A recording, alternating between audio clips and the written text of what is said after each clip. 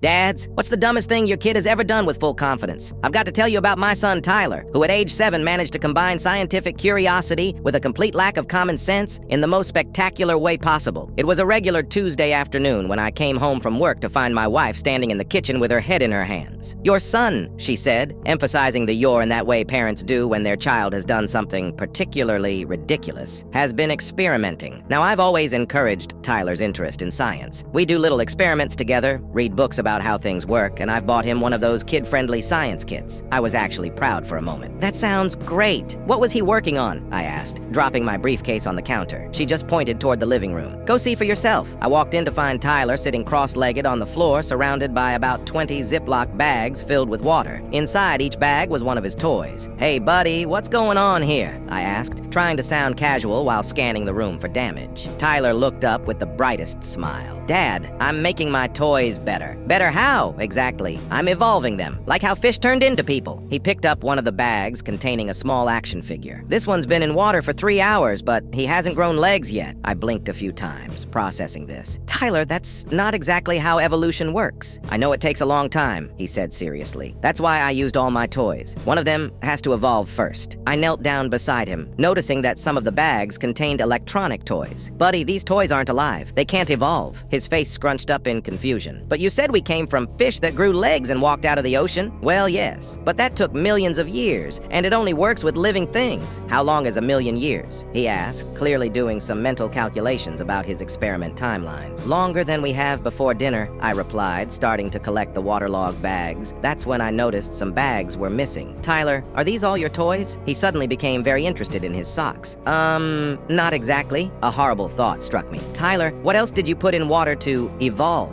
Without answering, he led me to the bathroom. There, floating in the toilet, was my wife's expensive fitness watch, my phone, and, God help me, my wedding ring. "The metal ones are special," he explained confidently. "They might evolve faster because they're already shiny like fish scales." I just stood there, mouth open, as Tyler continued. "I put the really special ones in the toilet because it has the best water. It's always fresh because it gets changed when you flush it." My wife appeared behind me. "He flushed twice to add oxygen before I caught him." That night, after we'd fished everything out, thankfully my phone was in a waterproof case, dried what could be saved, and had a long talk about both science and respecting other people's belongings, I tucked Tyler in. "Dad," he whispered, as I was about to turn off the light. "Yes, buddy? I know toys don't evolve now, but can we do a real science experiment tomorrow?" I couldn't help but smile. "Sure, but maybe something that doesn't involve submerging everything we own in water." He nodded seriously. "Deal. Can we make a volcano instead?" "A small one," I emphasized. The next morning, I found him trying to wake up his toys by giving them coffee in their Ziploc bags.